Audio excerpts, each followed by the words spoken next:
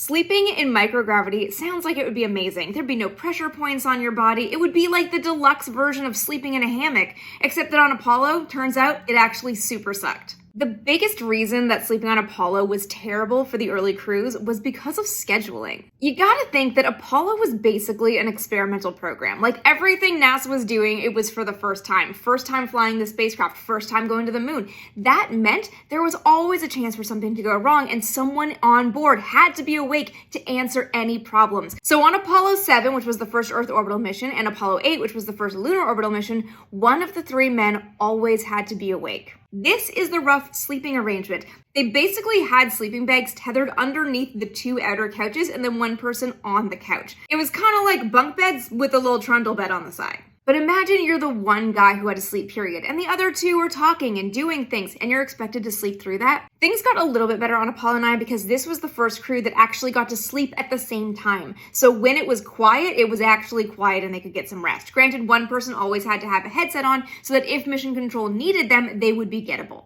On Apollo 10, which was the lunar landing dress rehearsal, NASA gave the crew a 14-hour rest period before they got to the moon, just to try to make sure they were rested enough to do their simulated lunar landing. Honestly, for me, it's the little human things like sleeping in space that make these missions so endlessly fascinating.